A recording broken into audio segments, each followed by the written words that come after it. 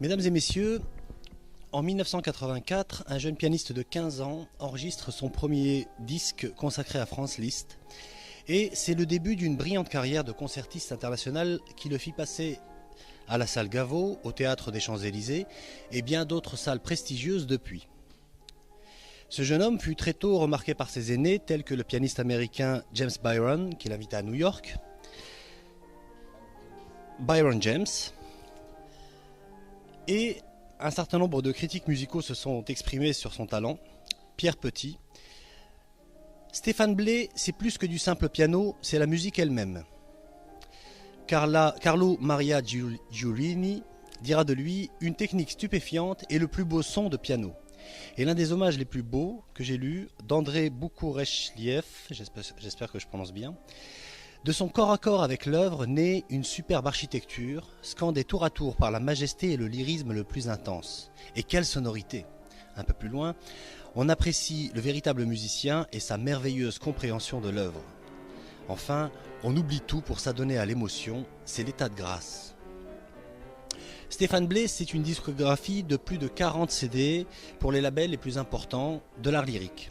C'est 300 œuvres pour piano, violon, orchestre, voix humaine pour les plus illustres éditeurs. Il est le transcripteur de la symphonie de Faust de Franz Liszt et obtiendra plusieurs prix dont celui de l'association Franz Liszt. Il compose également un grand cycle de rhapsodies turques et ottomanes et se voit décoré en 1996 par le gouvernement turc pour ce travail. Il a été au jury de l'École normale de musique de Paris, puis professeur dans cette même école, président de concours internationaux de musique et créateur du concours international de piano d'Istanbul. Stéphane Blé est également écrivain et il est l'auteur d'une quinzaine d'ouvrages musicologiques à propos des œuvres de Frédéric Chopin, Erik Satie, Franz Liszt et Robert Schumann, ainsi qu'une méthode de piano, Le Voyage magique aux éditions Le Duc. Il ne l'est plus, il nous l'expliquera certainement, pourquoi il ne l'est plus. Il a été 25 ans vice-président de l'Académie du disque lyrique et a créé le prix Grand Orphée d'Or Leyla Gencer en 2010 en hommage à la grande cantatrice turque. Il a été médaillé d'or de la Société d'encouragement au progrès par le Sénat et élevé au grade de chevalier dans l'ordre des arts et des lettres par le gouvernement français en juillet 2005. La SACEM lui a décerné le prix de pianiste de l'année en 2007 et Marianne l'a célébré comme roi du clavier. En ce moment, son CD Figure libre est édité par Contre-Culture. Il est également téléchargeable. Et il a écrit un ouvrage qui s'appelle Traité d'herméneutique, trésor occulte de la franc-maçonnerie. Voilà donc l'histoire d'une success story à la française.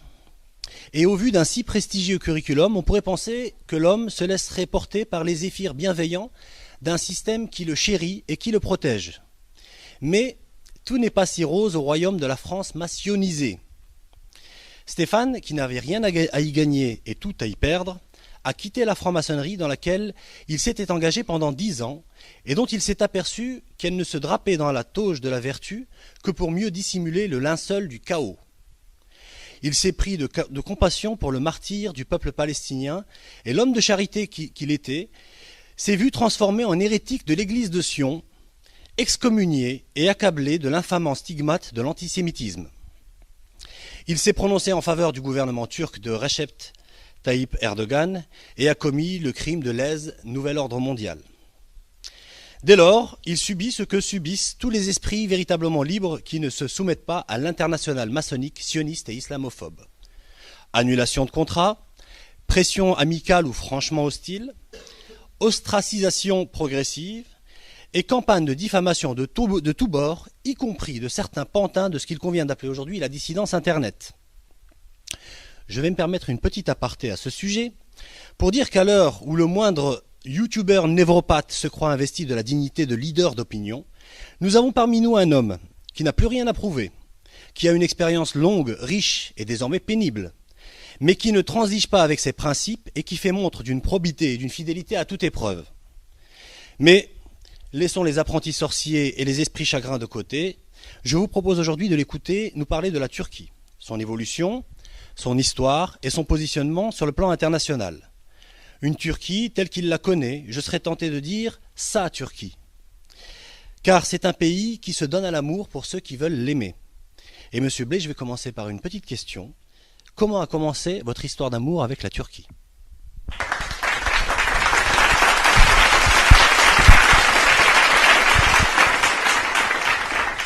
Alors merci pour ce beau résumé. Donc mon histoire avec la Turquie a commencé en fait par hasard en 1992, donc ça date pas d'hier. J'avais été invité pour un concert, comme ça arrive souvent, et donc c'était la première fois où je me rendais à Istanbul, et j'ai eu un coup de cœur tout de suite pour l'architecture, pour la beauté de la ville, et pour aussi la musique ottomane qui m'a passionné. C'est pour ça que par la suite j'ai écrit des rhapsodies turques et ottomanes d'après des motifs de musique ottomane qu'on ne connaît pas du tout en France et qui sont superbes. J'ai écrit une douzaine de rhapsodies d'après. J'ai fait ce que Liszt avait fait avec la Hongrie, avec ses rhapsodies hongroises, pour la Turquie en fait. Et je me suis passionné aussi pour le monde ottoman. Et puis je suis revenu de plus en plus souvent en Turquie pour d'autres concerts. J'ai appris la langue. Et puis voilà, en me faisant de plus en plus d'amis là-bas, j'ai décidé longtemps après d'aller y vivre à moitié. Donc je suis au moins la moitié du temps là-bas depuis quelques temps, à Istanbul en particulier. Et c'est ça aussi qui me montre le décalage qu'il y a entre la réalité sur place et puis ce qu'on entend dire sur la Turquie ici, qui est quand même assez surréel. En dehors des médias qui disent systématiquement n'importe quoi, on se rend compte que le pays est quasiment l'inverse de ce qu'on en dit. Hein. Donc c'est un petit peu pour ça qu'on a décidé de parler de ça aujourd'hui, parce qu'avec tout ce qui se joue en ce moment en Syrie et ailleurs, la Turquie a quand même un rôle important à jouer, et on a affaire à de telles campagnes de propagande anti-turque. Je ne sais pas si vous avez remarqué, mais systématiquement, hein, et c'est pas simplement depuis que le président Erdogan est là, mais on n'entend jamais un mot positif sur la Turquie. C'est-à-dire, quoi que fasse la Turquie, c'est jamais bien. Bon. Mais la plupart des informations qui nous arrivent de Turquie viennent toujours du même magazine, qui est un magazine clairement, on va dire, sioniste. Et donc on n'a qu'une face des choses, et qui est la plupart du temps déformée.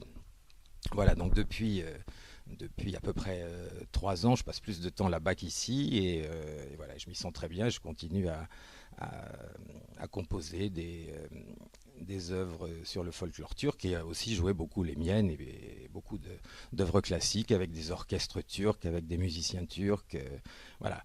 Donc, bon, déjà, la Turquie, c'est un pays qui est très difficile à cerner, à comprendre, parce que c'est vraiment le croisement de l'Orient et de l'Occident. C'est vraiment les deux côtés sont là. Hein. On a des gens qui sont extrêmement modernes et qui en même temps sont très attachés à leurs valeurs. Et sur le plan de la société turque, le seul clivage qui existe, c'est pas vraiment la gauche et la droite comme ici, c'est simplement d'un côté ce qu'on appelle les kémalistes, c'est-à-dire ceux qui se considèrent comme les héritiers de Mustafa Kemal, donc républicains et très laïcs, hein, très très laïcs, et puis d'un autre côté ce qu'on peut appeler les néo-ottomans, dont le président turc actuel est le leader. Donc c'est un peu comme ça que ça se décline. Voilà, donc je ne sais pas si vous voulez poser des questions, si vous voulez que je vous fasse un petit compte-rendu de ce qui se passe là-bas, mais je voulais commencer surtout par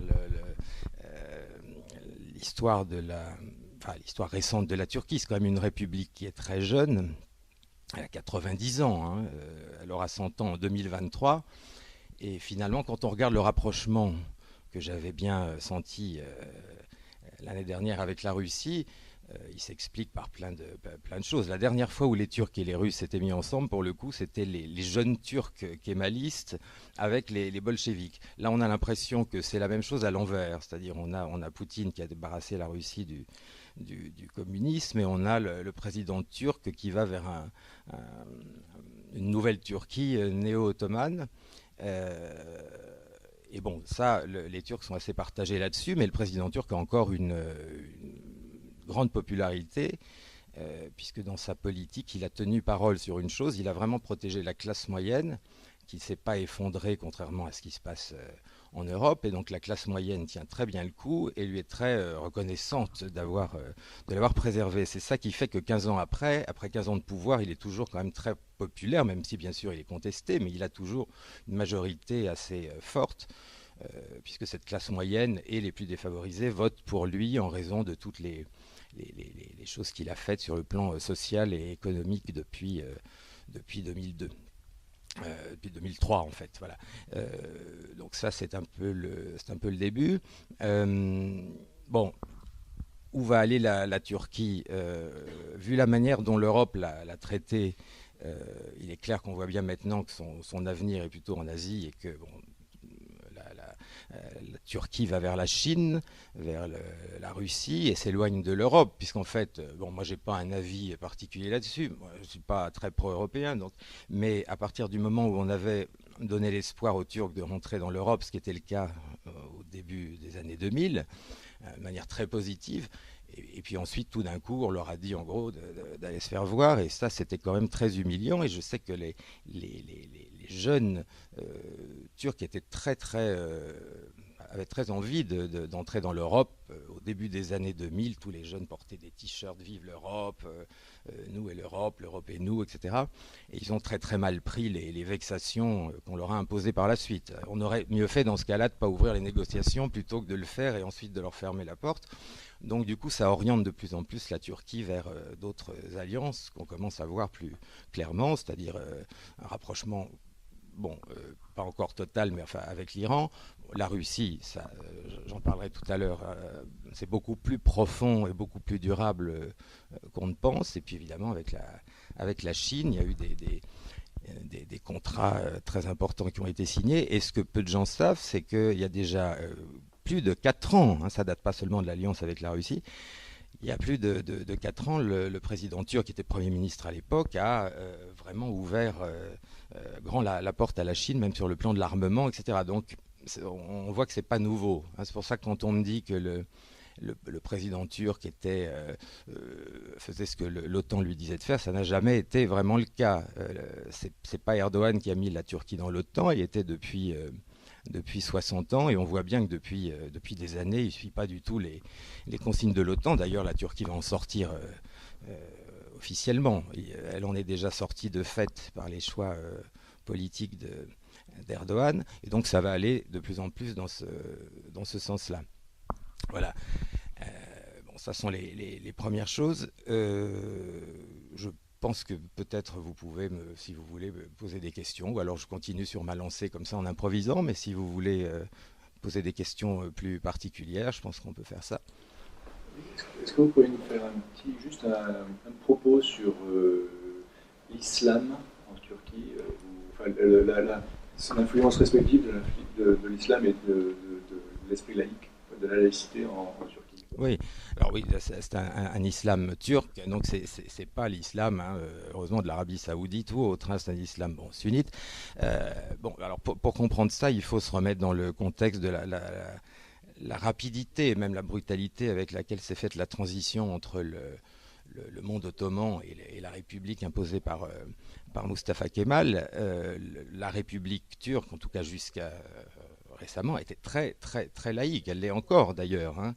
La plupart des gens ne le savent pas. Les femmes ont eu le droit de vote en Turquie avant la France. Bon, ça a été levé maintenant, mais il y avait une interdiction totale pour les filles d'arriver avec même un foulard. On ne parle pas de voile, mais d'arriver avec un foulard dans une université, c'était totalement interdit. Bon, ça, le président turc l'a fait lever. Maintenant, on a le choix. C'est pas pour ça qu'il y a énormément plus de femmes voilées, mais c'était vraiment un pays extrêmement laïque. Hein. Quand même, Mustafa Kemal, bon, c'est un grand homme, tout ce qu'on veut, bon, bien sûr, il n'y a pas de doute, mais enfin, c'est pas le démocrate qu'on décrit dans la réalité quand même. Hein. Il avait fait même interdire la musique ottomane. Hein.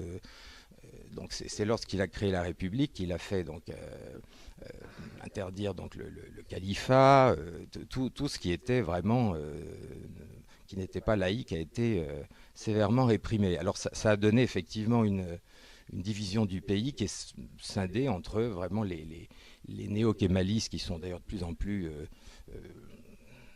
radicaux et vigoureux, on va dire, Et puis d'un autre côté, des gens plus proches de l'islam ou des néo-ottomans qui sont évidemment plus du côté du président actuel. Et sinon, oui, alors cet islam-là, je dis, c'est un islam sunnite, c'est un islam, enfin, oui, un islam modéré. Enfin, je ne vois pas, pour l'instant, d'excès.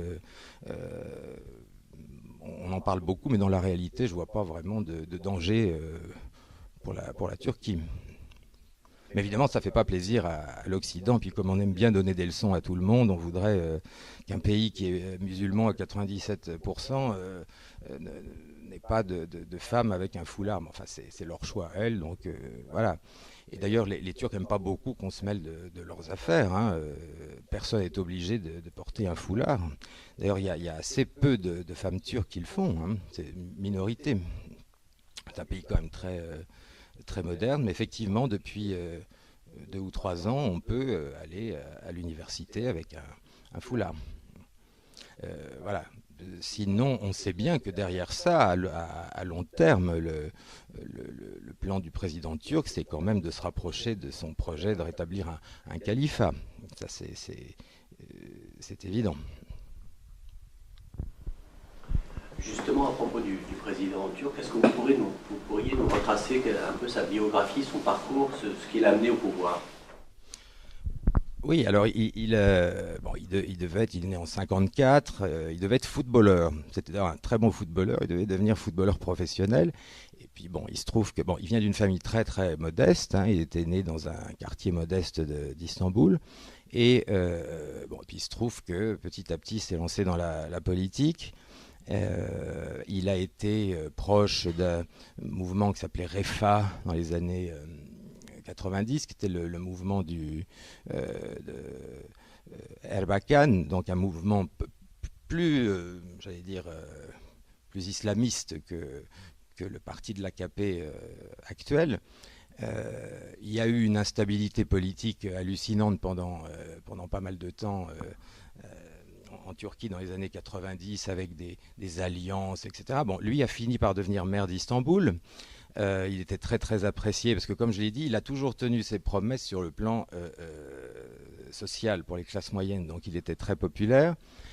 Finalement, il s'est retrouvé en prison pour avoir, parce que c'était quand même encore un gouvernement kémaliste à l'époque, pour avoir lu un poème interdit de quelqu'un qui était censé être un nationaliste islamiste. Enfin bon, il a fait quelques mois de prison et ensuite il est sorti, il s'est fait réélire et il a fini par créer avec Abdullah Gül, qui était donc l'ancien président de la République, le mouvement de l'AKP, qui est un mouvement très moderne et en même temps avec des bases quand même religieuses, voilà. Mais très moderne. C'est le parti de la justice et du développement, ça s'appelle. Et c'est ce parti qui est au pouvoir maintenant depuis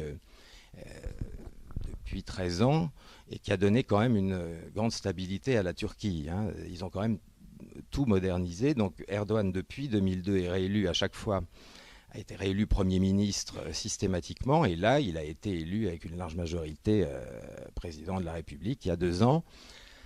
Et voilà, mais c'est quelqu'un qui vient d'une famille assez pauvre et qui est toujours très aimé des classes défavorisées et de la classe moyenne. Ça, il n'a pas changé là-dessus.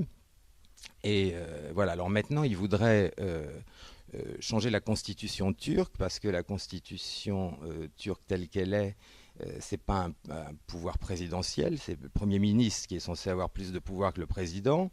Alors là, étant donné qu'il y a un état de crise avec ce qui s'est passé, bien sûr, c'est l'état d'urgence, donc il arrive à gouverner par décret. Mais son but, c'est de changer la Constitution pour avoir un régime présidentiel et pour pouvoir continuer à gouverner le pays sans laisser trop de pouvoir à un Premier ministre, en fait. Hein. C'est un petit peu ce qui se passe. Donc voilà, mais c'est quelqu'un qui n'a pas vraiment connu l'usure du pouvoir, hein, malgré tout. Je veux dire, il a toujours... Bien sûr, il y a des gens qui ne l'aiment pas, c'est très clair, mais il est toujours quand même très soutenu par les classes moyennes et il est toujours très populaire. Il s'est fixé comme but d'essayer de tenir jusqu'à 2023, hein, symboliquement, puisque ce sera le 100e anniversaire de la création de la République turque. Et il n'y a pas de raison qu'il n'y arrive pas. Enfin, on verra, mais en tout cas, je crois qu'il a de larges chances de pouvoir le faire. Oui. Lors du pseudo-coup d'État qu'il y a eu cet été, il est dit que ce sont les frères musulmans qui l'ont soutenu et qui lui ont permis de rester au pouvoir. Est-ce que vous avez quelques détails par rapport à cela? Oui, déjà, c'était pas du tout un pseudo coup d'État. Ça, il n'y a pas le moindre doute. C'était pas un pseudo coup d'État. Ça, c'est ce qu'on a dit ici. Moi, j'y étais. C'était bon. Mais ça, c'est ce qu'on a fait croire. Après, ce qui s'est passé, ce sont pas les frères musulmans qui l'ont aidé plus que ça. C'est surtout Vladimir Poutine.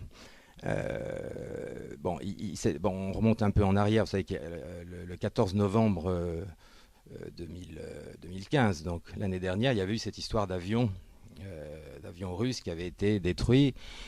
Et à ce moment-là, tout le monde avait dit, ça y est, c'est terrible, ça va être la guerre entre la Russie et la Turquie. Et moi, à ce moment-là, justement, j'avais dit exactement le contraire, parce que j'avais vu qu'au contraire, il y avait un rapprochement des deux. Poutine avait très bien compris que ça n'était pas l'intérêt d'Erdogan de faire ça et qu'il s'agissait sans doute d'un coup de la CIA où, bon, on n'en a pas la preuve, mais enfin, il n'avait aucun intérêt à détruire un avion. Et en fait, le rapprochement entre les deux vient de là. Il s'agissait plus d'une tentative de déstabiliser la Turquie. Mais le coup d'État était bien réel. L'État parallèle existe depuis longtemps en Turquie. Hein, c'est un type qui s'appelle Fethullah Gülen, dont j'ai souvent parlé, égalité et réconciliation, bien avant le coup d'État d'ailleurs, qui a ouvert des centaines d'écoles qui sont censées être des écoles religieuses, mais qui en fait infiltrent des gens de la CIA depuis des années. C'est un proche d'Israël, un ami de Netanyahou, qui se fait passer pour un... Enfin bon, bref. Bon, il est musulman, disons, paraît-il, mais en tout cas, tout le monde sait le rôle qu'il a joué là-dedans. Et il y a un État parallèle en Turquie qui est partout, dans les universités, dans l'armée, et simplement ils ont déclenché ça à ce moment-là. Et ils ont raté uniquement parce qu'ils ne s'attendaient pas à ce que le peuple sorte dans la rue à ce degré-là, et pas seulement les partisans d'Erdogan. Je veux dire, tout le monde est sorti. Tout le monde est sorti dans la rue, et d'après ce qu'on sait, le président turc aurait été averti par Poutine. Voilà, donc c'était pas du tout un faux coup d'État. Par contre, ils ont été prévenus suffisamment à temps pour se protéger. Il y a quand même eu des centaines de morts et beaucoup de proches d'Erdogan. Mais on pense qu'il a été sauvé par la Russie. D'ailleurs, le président russe lui a immédiatement apporté son soutien dès le moment du coup d'État.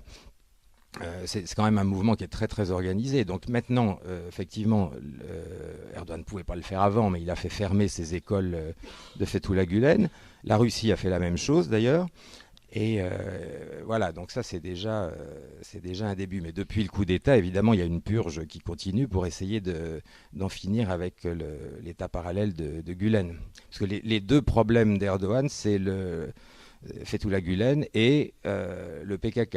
Hein, ce sont vraiment les deux problèmes qu'il doit régler. Mais non, c'était quand même un vrai coup d'État, et on savait très bien depuis des années, on le voyait. Mais moi, je sentais bien qu'il y avait vraiment quelque chose qui se préparait. On peut dire que ce qui s'était passé 3 ans avant, ces manifestations à Gezi Park, je ne sais pas si vous vous souvenez de ça, il y avait eu 2 mois de manifestations, etc. En fait, c'était pas on n'a fait passer ça ici comme une révolution, c'était pas une révolution. Moi j'étais à 20 mètres de là, je les regardais, etc. C'était quelques centaines de personnes. Alors là, évidemment, toutes les caméras du monde entier. Mais c'était une tentative de déstabiliser le régime déjà.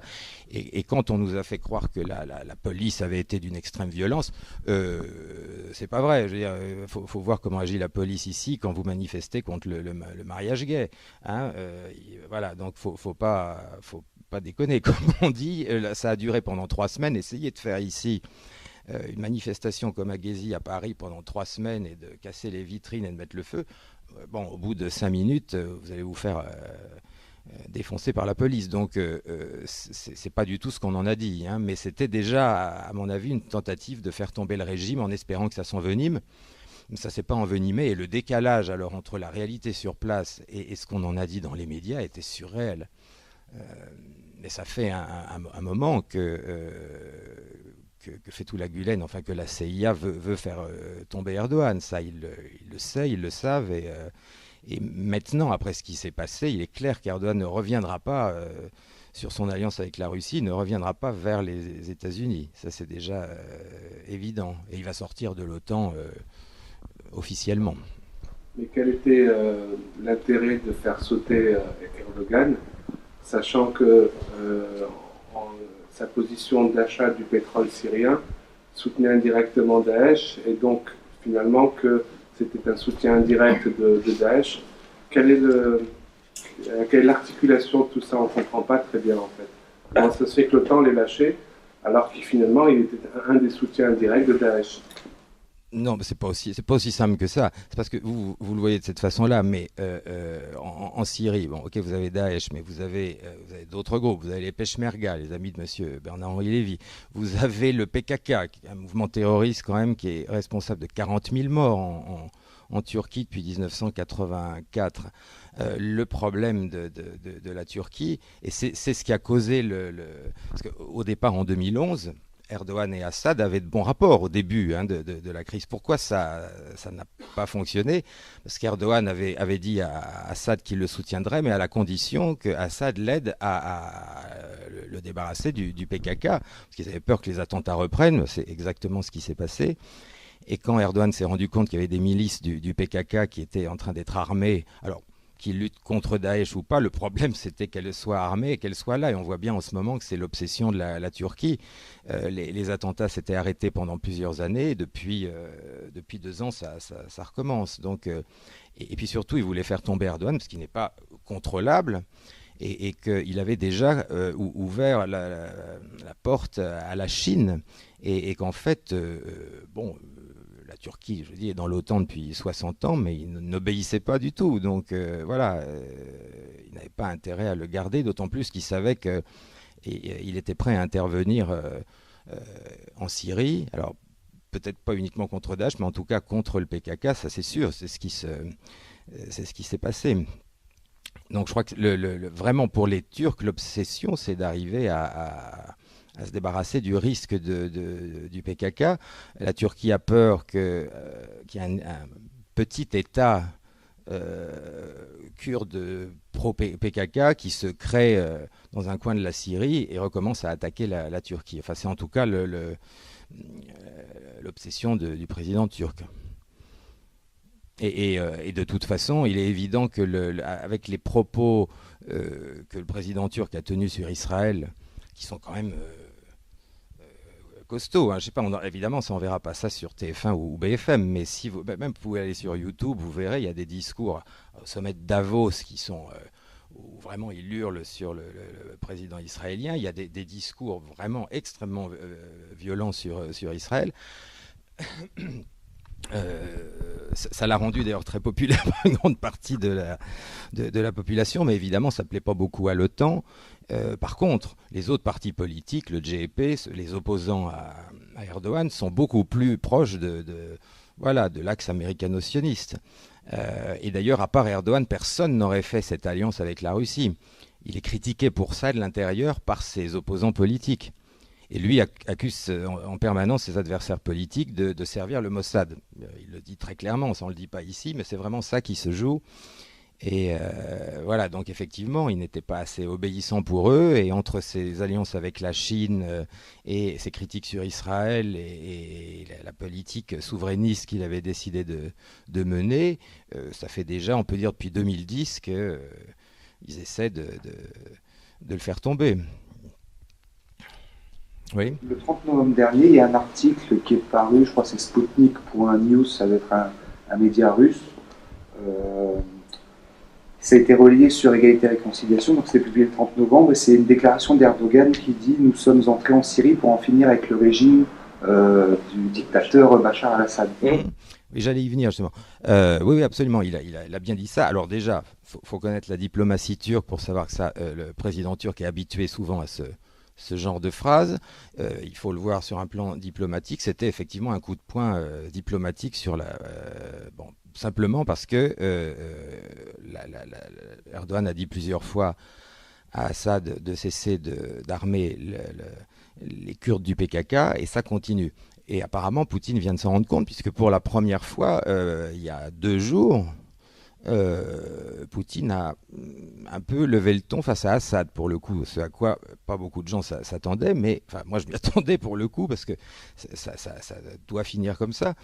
Maintenant qu'Alep est libéré, on se rend compte apparemment sur place que la plupart des armes qui arrivent en Syrie finissent dans les mains du PKK ou du PYD, qui est le parti kurde, on va dire très très anti-turc.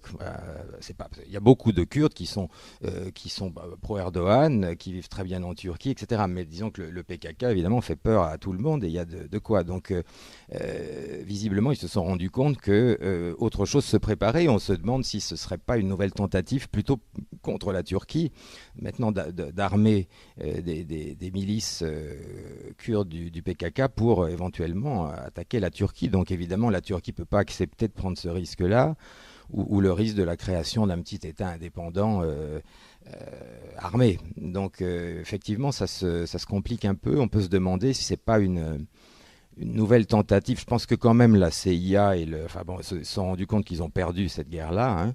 On a un peu l'impression qu'ils sont déjà sur l'épisode suivant, qui pourrait être d'essayer d'attaquer la Turquie à nouveau. Le coup d'État n'a pas marché. Alors voilà, et ça c'est assez inquiétant. Il y a des risques de révolution colorée en Turquie? Je crois pas, non. Non, je crois pas qu'il y ait de risques. Bon, il y a des risques de déstabilisation, évidemment, mais plutôt on voit les attentats qui se multiplient, mais c'est presque quotidien, et ça, évidemment, c'est terrible. Mais sinon, quand même, le peuple est assez uni. Ce qui est intéressant, justement, en Turquie, c'est que les Turcs, c'est un peuple très politique, ils sont passionnés par la politique. Alors, ils peuvent se disputer dans la journée s'ils ne sont pas du même bord politique, mais si le pays est attaqué, ils sont tous ensemble, et on l'a vu. Donc, s'ils se rendent compte qu'il y a une tentative de déstabiliser le pays, je ne crois pas du tout que ça puisse fonctionner à nouveau. Je crois que le temps des coups d'État est terminé. Et même d'ailleurs, même les opposants à Erdogan ne veulent pas que ça se passe comme ça. Enfin, ça ne pourrait pas tenir. De toute façon, ça ne marcherait pas. Voilà, donc non, c'est quand même une démocratie, et le temps des coups d'État, où il y en a eu, mais non. D'abord, si celui-là a échoué, je ne crois pas du tout que ça pourra recommencer, d'autant plus qu'ils sont en train de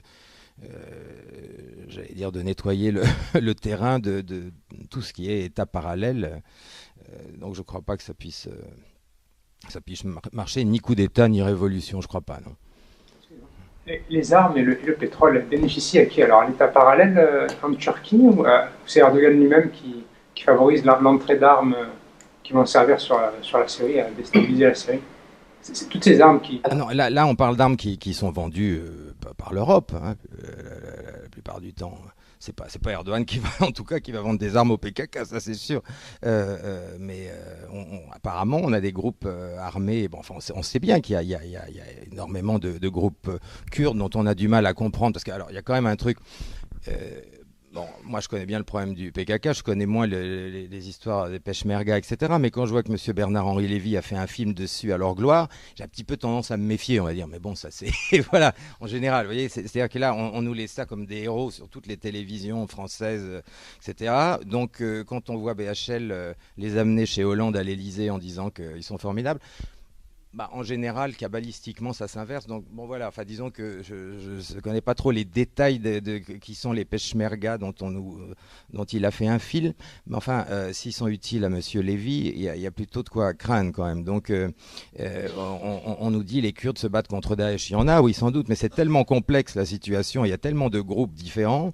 Alors, après, on nous a servi le truc ahurissant de l'idée de terrorisme modéré. Alors ça et le président turc a souvent dit, mais est-ce que l'Europe se moque de nous? Qu'est-ce que c'est un terroriste modéré? Il s'excuse avant de vous exploser la figure. Enfin bon, et la fameuse phrase de Fabius sur Al-Nosra qui faisait du bon boulot. Enfin bon, donc on est quand même là-dedans. Et la Turquie, et c'est ça la vraie raison pour laquelle ça n'a pas pu bien se passer avec Assad, c'est que la Turquie aurait soutenu Assad si vraiment il avait, j'allais dire, trouvé d'autres soutiens que des groupes kurdes, je dis bien kurdes du PKK, que la Turquie ne peut pas accepter.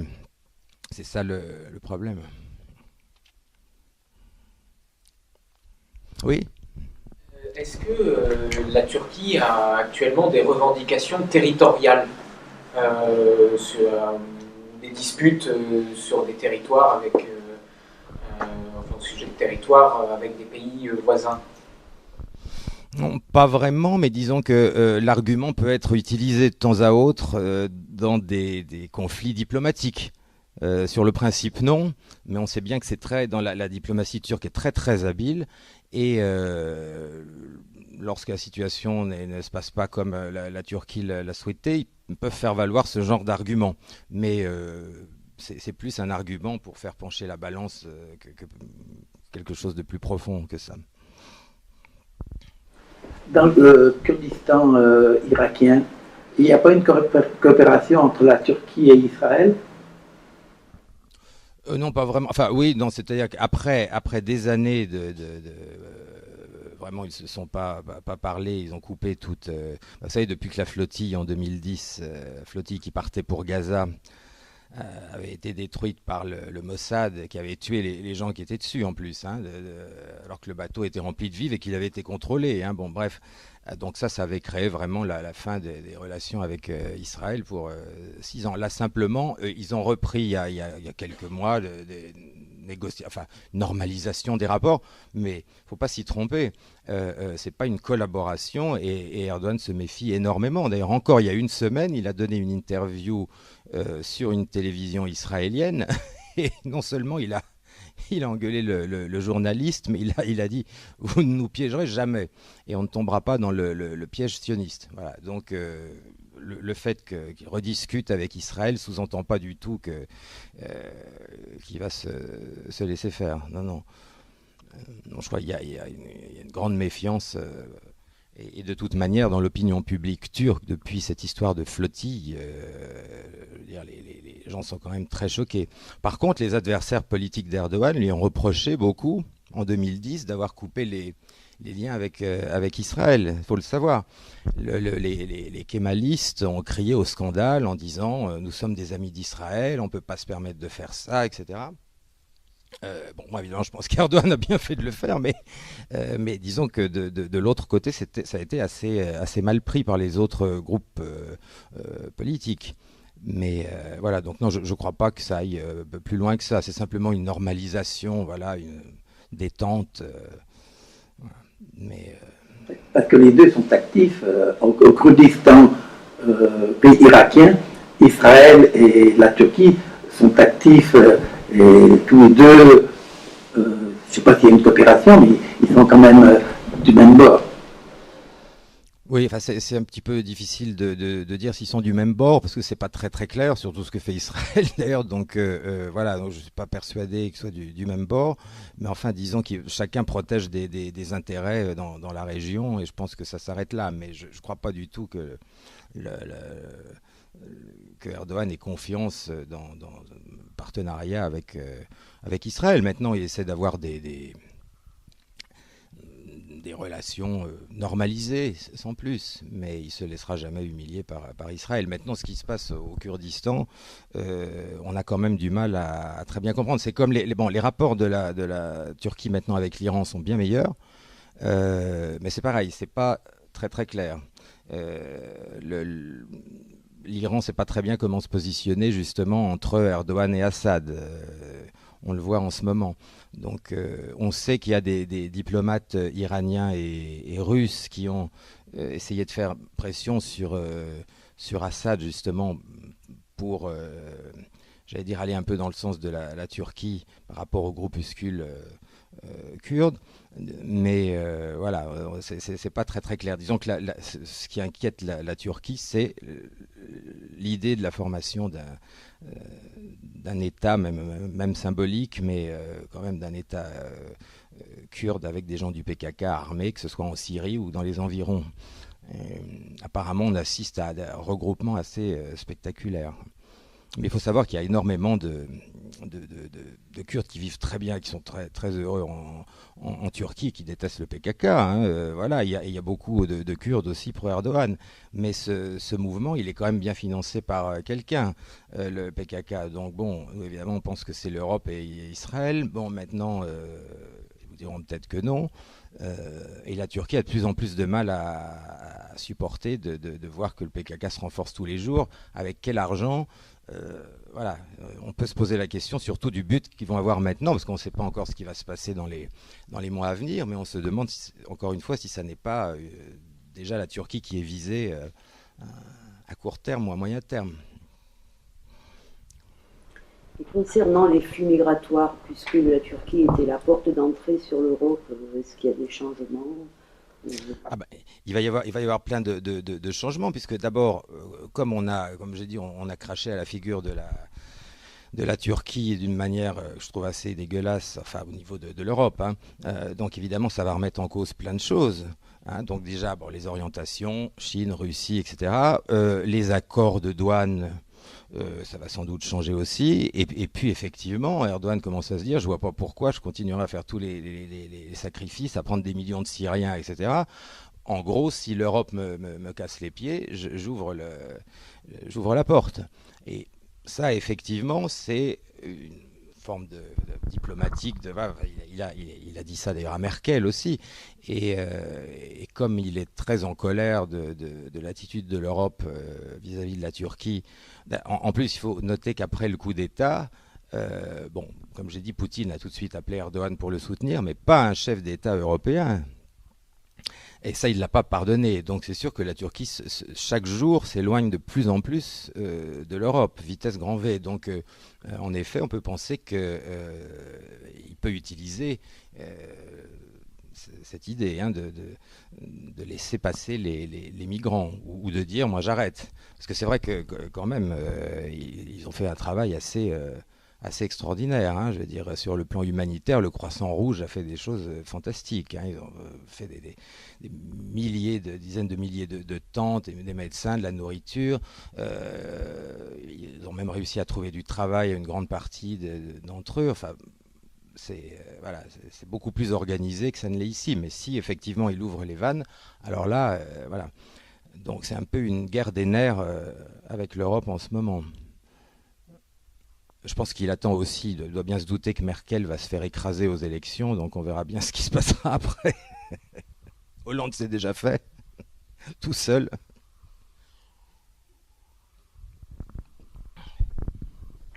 Mais est-ce que les Américains peuvent se permettre de lâcher la Turquie, sachant que c'est un verrou dans la région, un verrou sur le Moyen-Orient plus bas et un autre sur la Russie plus haut, sachant qu'il y a même une base de missiles nucléaires américaine qui est en Turquie. Peuvent-ils se permettre de lâcher la Turquie réellement? C'est pas tellement la question, c'est pas eux qui la lâchent, c'est la Turquie qui les lâche. D'autant plus que Incirlik, là vous parlez, la base militaire, après le coup d'État, Erdogan a fermé ça. Je veux dire, là, la plupart des Américains sont partis vitesse grand V et de toute façon, il sortira de l'OTAN. Personne ne pourra empêcher la Turquie de sortir de l'OTAN. Donc là, c'est vraiment la Turquie qui a choisi un axe avec la Russie, la Chine, peut-être l'Iran. Donc ça se fera quand même. Effectivement, pour les États-Unis, ça va être un gros problème, surtout stratégique, évidemment. C'est bien pour ça qu'on a peur qu'ils essaient de nouveau, pour empêcher Erdogan d'aller au bout de son idée, de déstabiliser la Turquie à nouveau, comme ils l'ont fait avec le coup d'État, mais cette fois, comme je le disais, peut-être avec le terrorisme, avec les groupes du PKK, parce qu'effectivement, pour eux, c'est catastrophique. Quand on sait où est située géographiquement la Turquie et l'importance qu'elle a au Moyen-Orient, pour les États-Unis, c'est catastrophique. Ouais. Pour ça, vous imaginez la pression.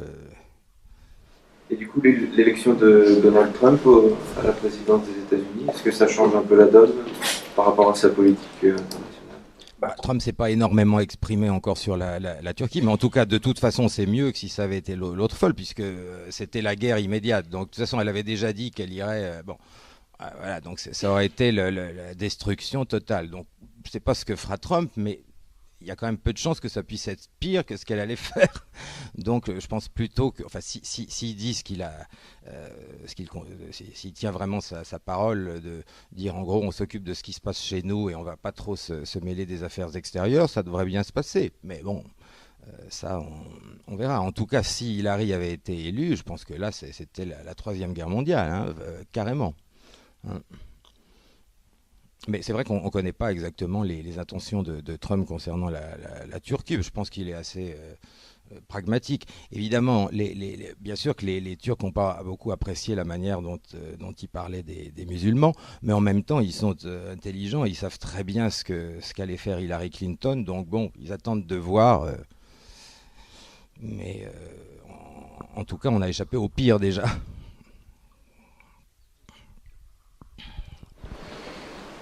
Oui. Est-ce que le PKK, selon vous, est un organisme terroriste? Parce qu'on les voit très souvent manifester au centre-ville à Marseille. Et on entend d'autre part ce qui se passe en Turquie, notamment hier, où le Beşiktaş, ils ont revendiqué des attaques. Ah bah bien sûr, c'est un groupe terroriste, ça, il n'y a pas de doute. 40 000 morts en Turquie depuis 1983.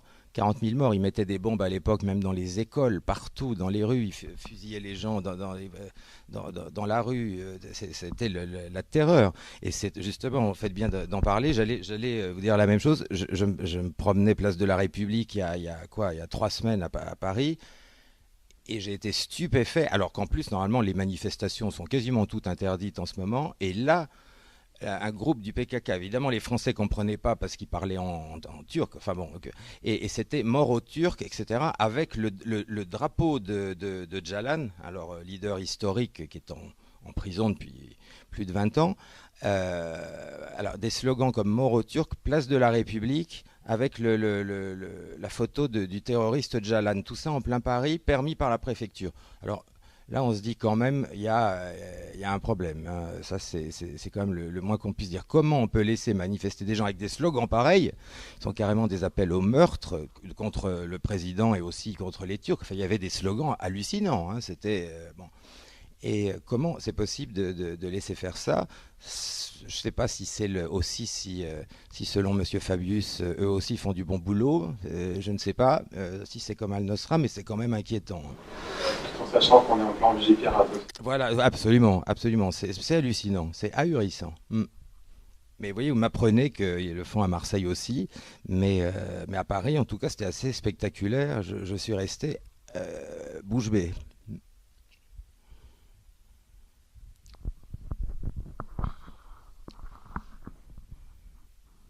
D'autres questions? Oui. Quels sont les intérêts de la Turquie de leur côté à être resté dans l'OTAN aussi longtemps que ça?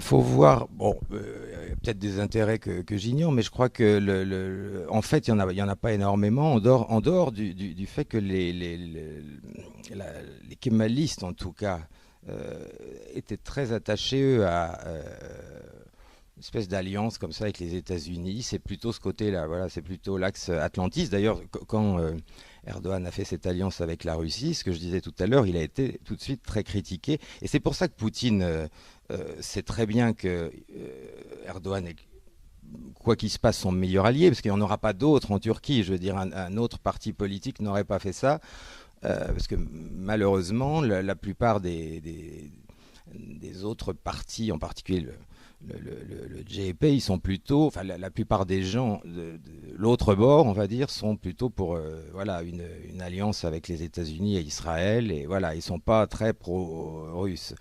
Donc Poutine sait très bien que cette alliance ne marchera qu'avec Erdogan. Hein. Ça, il le sait. Mais effectivement, ils sont restés dans l'OTAN parce que les gouvernements précédents voulaient y rester. Bon, Erdogan, lui, n'a pas fait de démarche pour en sortir. Il s'est contenté de ne pas leur obéir. Et puis on voit maintenant ce qui s'est passé. Mais de toute façon, là, il va en sortir officiellement, même s'il en est sorti de fait par ses alliances. Hein.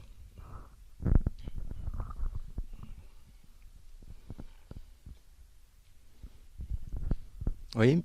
Vous parliez tout à l'heure du fait de du soutien à demi-mot, en tout cas oui, non officiel, mais en tout cas on laissait faire les manifestations du PKK en plein milieu de Paris.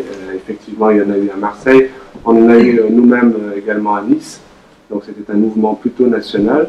Autre soutien occidental qui va à l'encontre des intérêts turcs, c'était la reconnaissance du génocide arménien. Est-ce que vous auriez quelque chose à nous dire par rapport à ça, et même éventuellement d'un point de vue historique? Oui, alors déjà, le problème du génocide arménien, les Turcs ne sont pas négationnistes, mais ils refusent le mot de génocide. Voilà. Ils veulent bien qu'on emploie le mot de massacre, tout ça, mais pas génocide. Et ce qu'a dit Erdogan, il a dit « je ne dis pas quoi que ce soit tant que les archives n'auront pas été ouvertes ». C'est-à-dire qu'il demande aux Arméniens d'ouvrir leurs archives. Parce que c'est vrai qu'il y a eu des choses quand même assez complexes. On sait bien que ça a eu lieu, ça, il n'y a pas de doute, que les Arméniens ont été massacrés. Simplement, la Turquie refuse de dire que c'est à sens unique. Il s'est passé des choses avant, il faut dire toute l'histoire, il faut que les Arméniens aussi ouvrent leurs archives et on verra après. Voilà. Et surtout, ils ont peur de tomber dans le piège peut-être dans lequel la France est tombée aussi, et qu'une fois qu'on s'excuse et qu'on tombe dans la repentance, on ne s'en sort plus, et ça devient un moyen de chantage. Moi, en tout cas, j'ai une de mes meilleures amies qui est arménienne, violoniste, avec qui je joue depuis des années, qui habite à Istanbul. Elle est absolument, et c'est intéressant quand même, elle est absolument contre le fait de rouvrir ce dossier-là, en disant ça ne fera que raviver des plaies. Par contre, la reconnaissance pourrait venir si les historiens pouvaient travailler sur ce qui s'est passé avant, si les archives sont ouvertes. Voilà, parce qu'il y a eu quand même des alliances avec les Russes, des Arméniens qui ont avant tué des milliers de Turcs pour d'autres raisons. Enfin, c'est assez compliqué. Et évidemment, après, la réponse a été épouvantable. Mais eux veulent montrer que ça a été une réponse terrible, etc., mais pas un acte gratuit, racialiste, d'éliminer une population. C'est plus le contexte qui n'accepte pas que la réalité. Enfin, c'est ce que j'en ai compris là-bas. Donc, la dernière fois que le président turc a parlé de ça, il a dit quand le gouvernement arménien ouvrira les archives, on en reparlera, on laissera travailler les historiens et on jugera à ce moment-là. Voilà, c'est tout ce que je peux vous dire. Il y a énormément de Turcs qui il y a aussi des Turcs qui ne reconnaissent pas du tout, ça c'est vrai, mais il y a des Turcs qui sont prêts à reconnaître ça, mais toujours à la condition de remonter un petit peu plus loin dans le temps pour voir comment ça a vraiment commencé, ce dont on parle jamais. Il ne voudrait pas que ça soit quelque chose qui soit utilisé. C'est pas le nombre de morts qui est mis en cause, c'est l'idée de génocide. Le mot massacre ou autre est beaucoup plus facilement accepté, mais l'idée de génocide ne passe pas, ça c'est sûr. Enfin, c'est ce qu'on ressent, voilà. Mais il y a aussi des Turcs qui sont pour la reconnaissance. Enfin, je veux dire, c'est très contesté, mais enfin, c'est quand même assez compliqué. Et c'est vrai que le passage de l'Empire ottoman aux jeunes kémalistes, c'est là où il s'est quand même passé pas mal de choses sur lesquelles il faudrait revenir historiquement. Enfin, moi, je suis pas un spécialiste du sujet, mais disons que c'est le mot génocide qui passe pas plus que voilà. Mais c'est pas du négationnisme. Enfin, je crois pas. La plupart reconnaissent, mais c'est plutôt le mot génocide à la place du mot massacre qui a du mal à passer, d'après ce que je vois. Mais peut-être ça viendra. Oui. Est-ce qu'il serait possible de parler un petit peu des rapports qu'entretient la Turquie avec la France et de faire un petit retour historique depuis les derniers sultans ottomans jusqu'à Erdogan. Je sais que la France, et on peut même remonter encore jusqu'à François Ier, mais je sais que la Turquie a un rapport avec la France qui est un rapport à la fois d'admiration et parfois de lutte. les derniers sultans ottomans ont quitté Topkapı pour aller à Dolmabahçe et se construire à Versailles à la turque. Il y a toute une mode à la frangia, telle que le disent les Turcs. Est-ce qu'aujourd'hui, la France a gardé un capital sympathie auprès de la population turque ou culturellement, ou est-ce que ça s'est totalement effondré? Alors, ça ne s'est pas effondré. Les Turcs ont toujours beaucoup d'intérêt pour la France. La plupart sont fascinés par Paris, par les films des années 70, etc. Et c'est plutôt, j'allais dire, une sorte de stupeur depuis l'élection de Sarkozy, pour dire. Bon, ça s'est pas arrangé avec Hollande, mais disons que l'élection de Sarkozy a stupéfait les Turcs. La plupart de mes amis, de quelque bord qu'ils soient, m'ont dit mais c'est la France qui a élu un président comme ça. Enfin bon, c'était bon. Et effectivement, vu que Sarkozy a passé quasiment tout son quinquennat à insulter la Turquie, c'est vrai que là, faut pas leur parler de Sarkozy, mais ils sont assez intelligents pour pas s'en prendre à la France. Simplement, ils comprennent pas qu'on en soit arrivé là, parce que ça va contre leur idée de la France. Pour eux, voilà, De Gaulle, Mitterrand, Chirac, voilà, mais Sarkozy, Hollande, en tout cas, c'est vrai que Sarkozy, en plus, est très mal comporté, quand on pense que son grand-père, pourtant, avait été accueilli par les Turcs quand il fuyait l'Espagne. Bon, il les a vraiment traités d'une manière mais hallucinante. Non seulement il est revenu en permanence dans ces débats contre la Turquie, mais en plus, il a humilié la diplomatie turque en se rendant à un rendez-vous où il devait rester 2 jours. Il est resté une demi-heure, il a regardé sa montre, il est parti. Enfin, des choses qui vraiment, en Turquie, ne se font pas du tout. Donc, non, il y a toujours un respect pour la France, mais par contre une grande inquiétude, une incompréhension d'où on est en train d'aller en fait. Ils ne comprennent plus rien à ce qui se passe. Remarquez, nous non plus, je crois. Donc voilà. Mais c'est plutôt la stupéfaction depuis une dizaine d'années, on va dire, sur ce que la France est en train de devenir. Et sinon, effectivement, pour vous parliez de l'Empire ottoman, c'est sûr qu'il y a eu beaucoup de sultans qui étaient très pro-français, effectivement, qui ont même soutenu, effectivement, c'est Soliman qui a soutenu François Ier. Beaucoup de sultans avaient appris le français parfaitement. La plupart des sultans étaient extraordinairement cultivés, parlaient un grand nombre de langues, étaient tous, ça on sait moins, mais compositeurs. Enfin, c'était pas tous Beethoven, mais je veux dire, savaient écrire la musique. Ils ont tous écrit des œuvres de musique ottomane. D'ailleurs, parmi les œuvres que j'ai reprises dans mes rhapsodies, il y a certaines musiques écrites par les sultans. Et puis, bon, évidemment, il y a eu l'apogée avec Soliman. Ça a duré un moment. Et puis après, évidemment, il y a eu une chute avec le dernier sultan qui était, moins, on va dire, moins bon que les autres. Et puis c'est surtout le traité de Sèvres, quand il a été signé, qui a mis fin au monde ottoman. C'était un traité.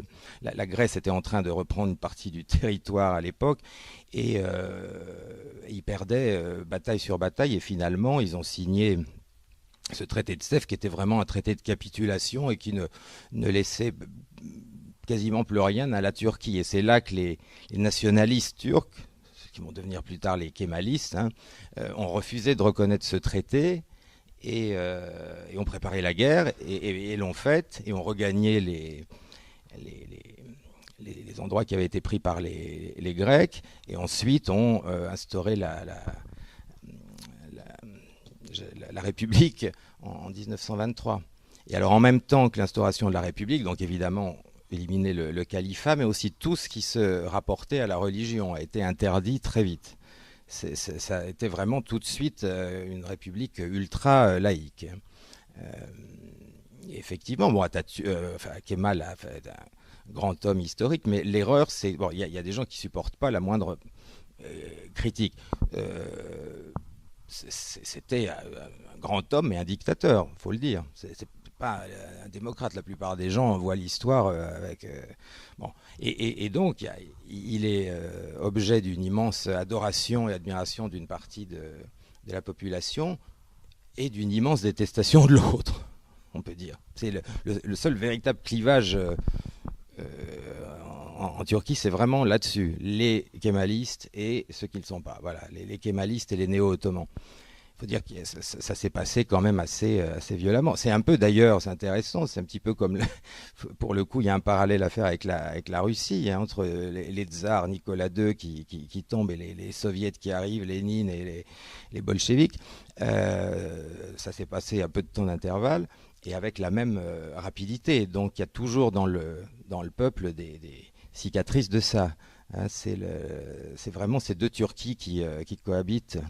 Et donc la Turquie, entre guillemets, kémaliste, pour ces raisons-là, est plutôt proche des États-Unis. Voilà. Et on voit que l'autre côté, non. Mais ce qui est sûr, c'est que maintenant, vu où on est arrivé, l'avenir de la Turquie passera par la Chine, par la Russie. Et que, voilà. Alors les relations qu'aura la Turquie avec l'Europe, tout peut changer, mais ça m'étonnerait vraiment qu'il y ait une marche arrière. Il n'y aura pas de marche arrière d'abord. Et puis surtout, on n'humilie pas les Turcs comme ça. Donc la manière dont l'Europe a exigé d'eux, parce qu'ils avaient fait énormément de choses pour s'adapter à l'Europe, hein, énormément.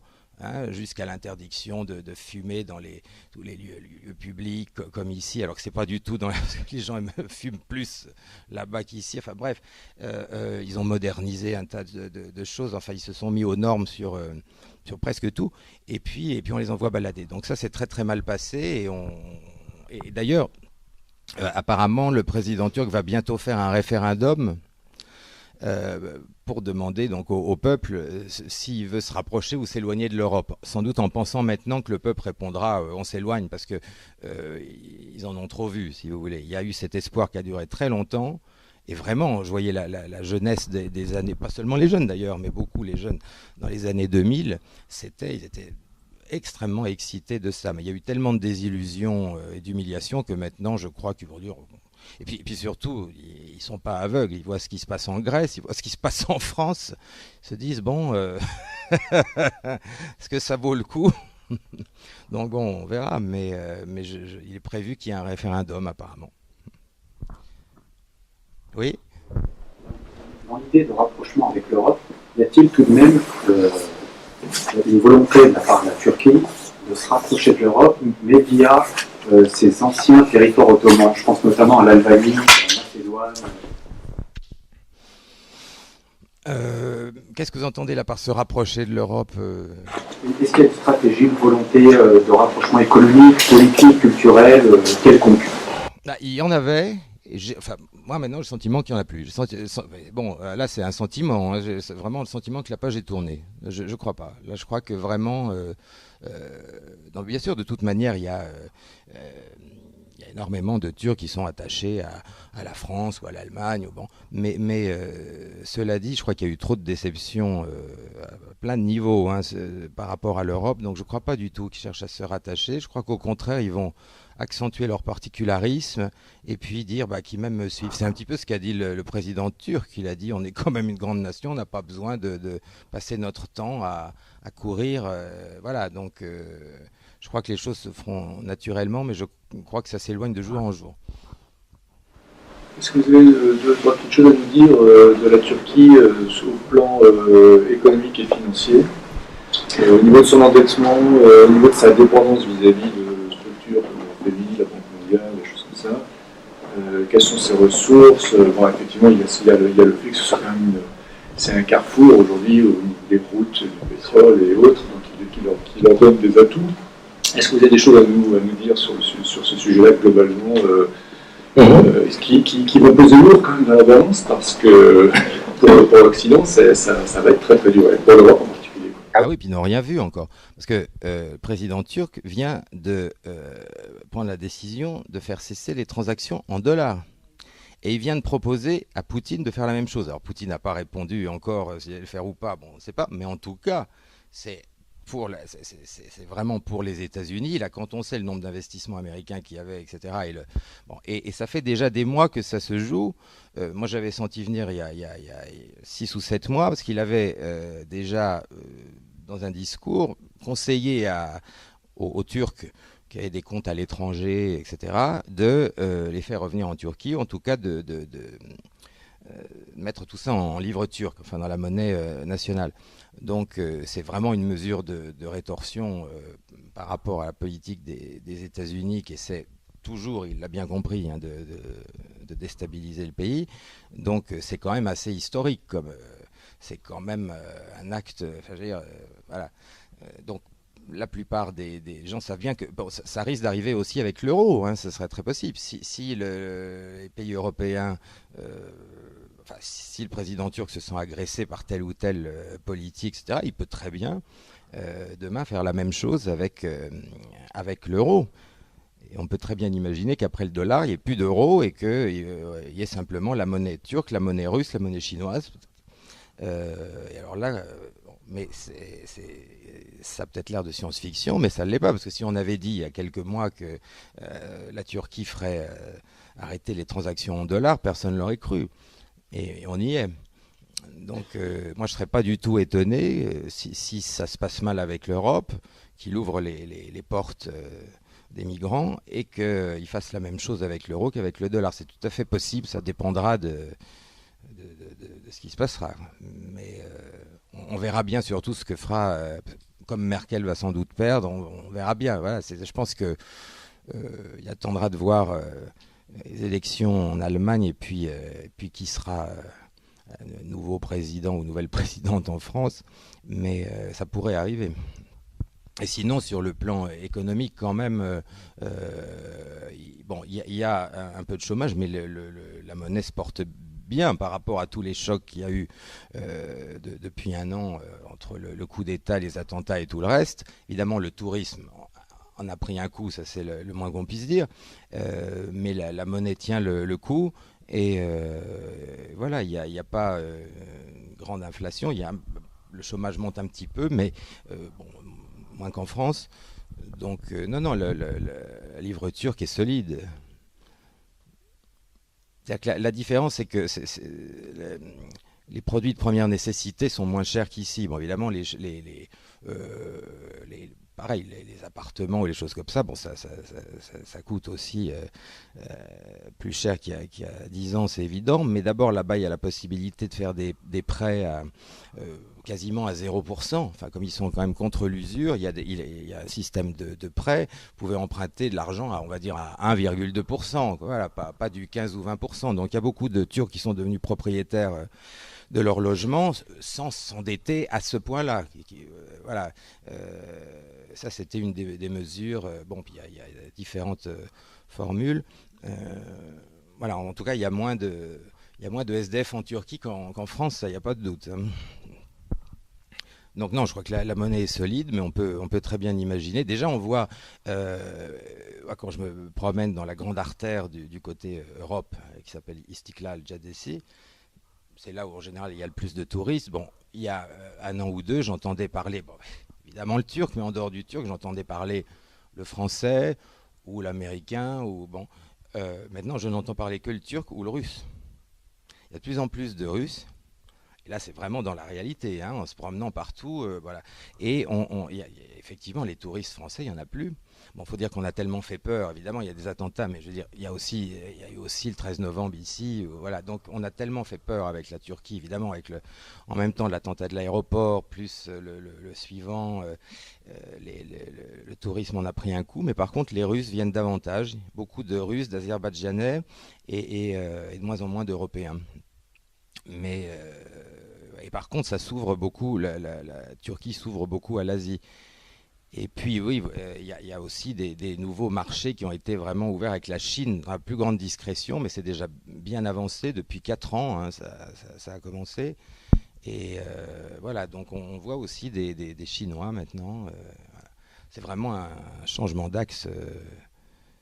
Radical, mais c'est pas un changement d'axe gratuit, c'est simplement que l'Europe lui a pas laissé le choix non plus. Donc, mais la monnaie est assez forte. Je crois pas du tout dans le fait que la monnaie puisse s'écrouler. Elle est trop solide pour ça. Un pays qui a vraiment confiance dans son avenir, une vitalité, qui est bien doté au niveau de la recherche, etc. Qu'est-ce que vous en pensez de tout ça? L'enseignement supérieur, la recherche. Ah oui, c'est un pays ultra moderne. En 12 ans, tout a été rénové, modernisé absolument partout. Il y a de plus en plus d'hôpitaux qui se créent, qui sont pareil, très très modernes. Il y a des premières mondiales qui se font sur des opérations très compliquées dans tous les domaines. Ils sont vraiment à la pointe, on n'en parle jamais, mais il y a énormément de choses qui se font là-dessus. Et puis des idées qui se créent tous les jours. Je veux dire, c'est ça, il y a une vitalité incroyable. Par exemple, les transports, ils ont fait des métros absolument partout qui sont d'une propreté incroyable, ultra moderne. Ils ont fait le tunnel qui permet de passer d'un côté d'Istanbul à l'autre. Parce qu'il y avait un gros problème de trafic à Istanbul, parce qu'il y a quand même 25 millions d'habitants à Istanbul. 25 millions, je ne sais pas si vous imaginez.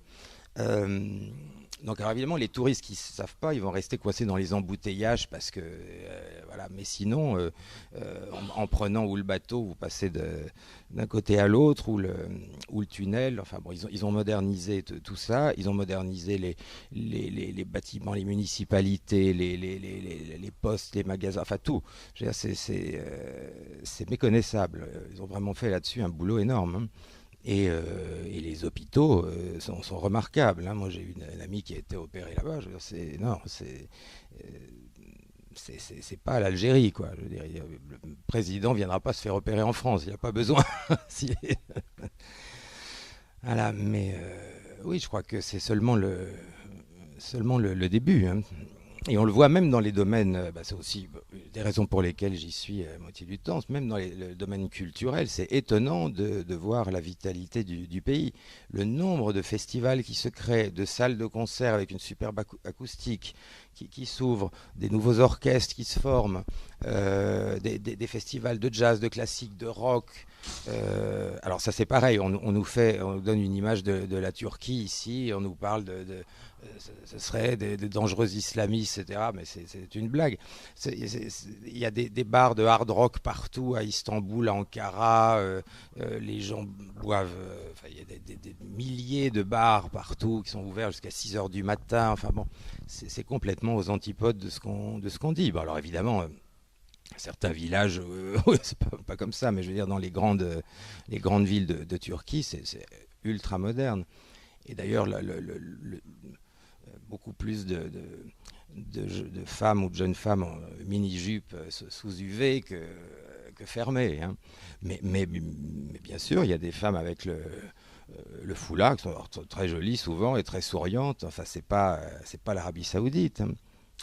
Par contre, comme partout, il y a aussi pas mal de Saoudiens qui viennent. Hein, mais non, c'est quand même un pays. C'est pour ça que je dis l'islam de Turquie, c'est vraiment particulier. Même les gens les plus religieux ont quand même une modernité. Enfin, il y a quand même une histoire dans le pays qui fait que je ne crois pas un seul instant que la Turquie puisse tomber dans une forme d'extrémisme. C'est pas du tout dans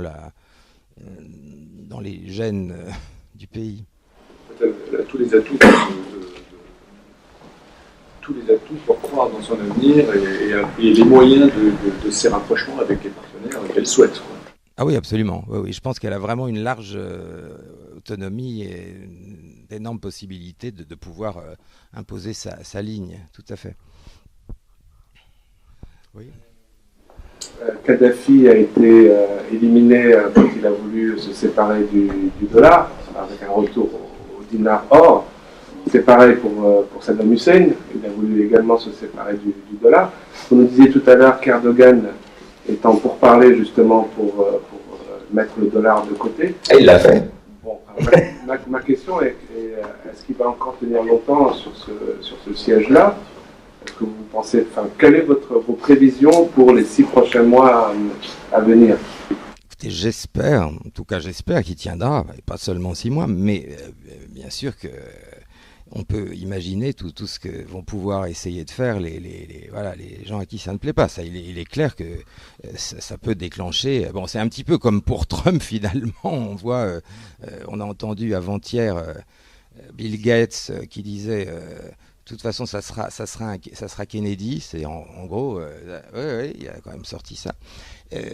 Bon, et évidemment qu'il risque d'essayer. Bon, je crois que le président turc est très bien protégé, mais enfin, c'est vrai qu'on espère qu'il se passera rien, mais ça, on peut pas savoir. Mais il est sûr que ça va être ça va être assez terrible. Je pense que, bien sûr, ils vont essayer de se venger par tous les moyens.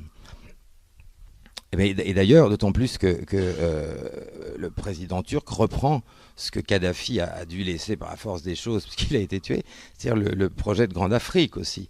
Le président turc donne beaucoup pour les pays africains, pour l'Éthiopie, il fait construire des choses pour faire arriver l'eau, etc. Il envoie de la nourriture, enfin, et pas du tout de façon symbolique. Il donne beaucoup pour l'Éthiopie. Il veut reprendre ce projet de Grande Afrique. Donc, effectivement, c'est sûr que ça fait grincer des dents. C'est pour ça que je dis que, avec ce qu'il fait, de toute manière, il n'a plus de raison de ne pas couper complètement avec les États-Unis. De toute façon, par rapport à ce programme-là, ça se fera de soi-même. Donc, il avait tout intérêt à y aller à fond. Moi, je crois qu'en tout cas, c'est vraiment pour longtemps terminé avec les États-Unis. Bon, maintenant, on ne sait jamais. Ça dépendra évidemment de la politique de Trump, mais il est clair que les intérêts maintenant sont divergents. Et je crois que vraiment l'alliance avec Poutine est beaucoup plus profonde qu'on ne le dit. Ça, c'est pas juste une alliance de circonstances. Je crois que ça va vraiment durer.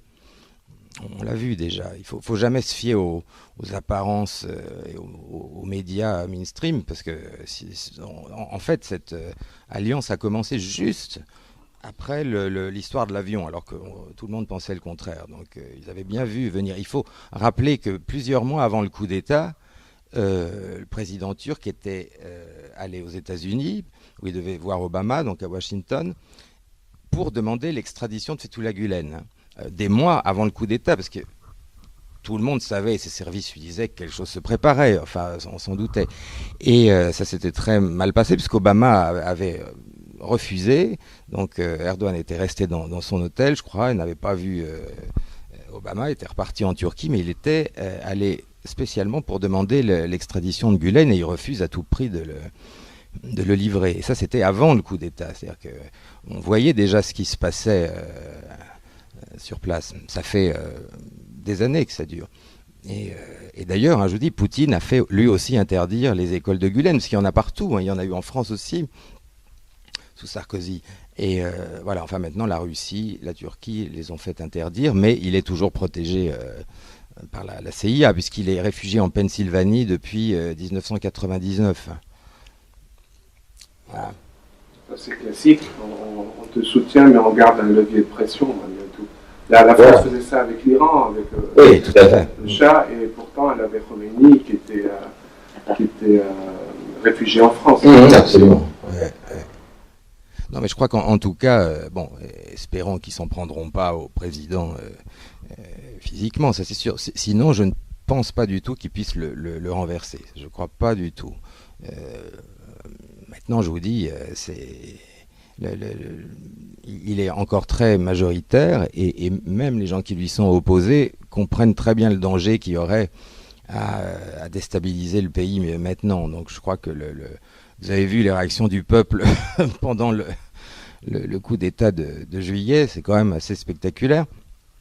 Donc ça, je crois qu'ils ont compris que ça ne marcherait plus. C'est bien pour ça qu'on a peur que maintenant ils utilisent, ça a l'air de se confirmer, le terrorisme à outrance avec le PKK. Et là, on a des attentats quasiment tous les jours. Donc, certains observateurs ont quand même avancé que le coup d'État aurait été... ils ont laissé faire, en fait, le coup d'État pour justement pouvoir purger juste derrière. Vous en pensez quoi? Ça a été vraiment... non, c'est pas ça. Disons qu'il savait qu'il allait se passer quelque chose. Ça c'est vrai. Mais dire qu'ils ont laissé faire, ils n'ont pas laissé faire justement parce qu'ils ont réagi très vite. Mais ils savaient qu'il allait se passer quelque chose. Mais il est évident que le président pouvait pas arrêter 100 000 personnes si s'était rien passé. Donc ils ont vraiment lancé.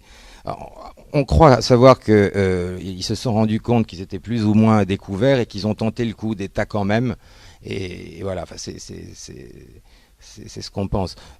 En tout cas, c'était pas du tout un faux coup d'État, parce que pour que des milliers de personnes risquent, parce que là, ceux qui ont fait ça, les militaires, ils sortiront jamais de prison. Hein.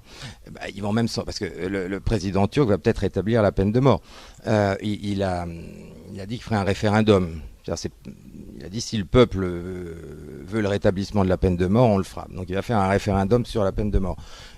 Évidemment que les militaires qui ont pris part au coup d'État de juillet, si la peine de mort est rétablie, ça va être les premiers à y passer. Donc non, c'était pas un faux coup d'État, mais en effet, il semble que d'abord les services secrets turcs et puis russes aussi aient été prévenus que c'était imminent, qu'ils allaient tenter quelque chose.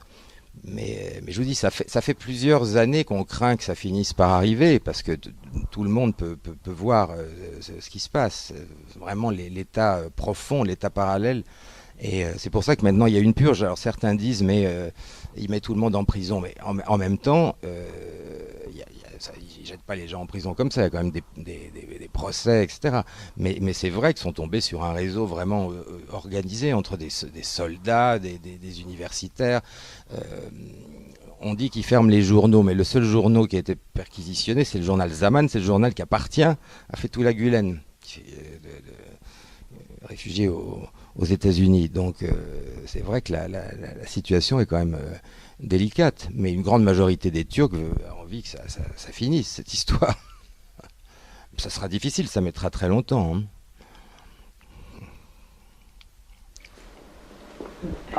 La déstabilisation en Libye, quand on dit qu'à Benghazi, il y a des réseaux turcs qui sont intervenus, c'est ce fameux Fethullah Gülen qui a participé à... Ou en Libye? Oui, apparemment, sur Benghazi, il y aurait une communauté turque, et apparemment, ce que je peux comprendre, il serait une sorte de foyer terroriste. C'est de là qu'est partie quand même la déstabilisation de la Libye. À l'époque, oui, mais ça, je ne sais pas exactement si c'est les gens de Gülen ou pas. Je ne voudrais pas dire là, on n'a pas de doute pour la Turquie, mais c'est très possible. Ça se tient, puisque de toute façon, c'est sans doute la CIA. Donc, étant donné que Gülen, c'est la CIA, c'est très possible. Mais j'ai pas d'infos là-dessus. Là, on sait vraiment de quelles écoles on parle, où ils sont, etc. On le sait depuis longtemps en Turquie.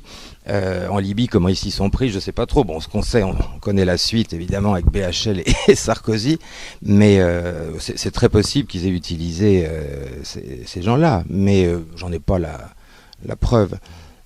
Simplement, effectivement, on voit bien que ils suivent un plan bien défini, un Afghanistan, ensuite on a eu l'Irak, la Libye, la Syrie, et puis derrière il y a quoi? Il reste la Turquie, et c'est clair que ils se disent si on arrive à prendre la Turquie, on est bon. Là, si la Turquie tombait aux mains vraiment de la CIA ou du Mossad, enfin ce serait terrible, parce que alors là, et stratégiquement et géopolitiquement, c'est fini.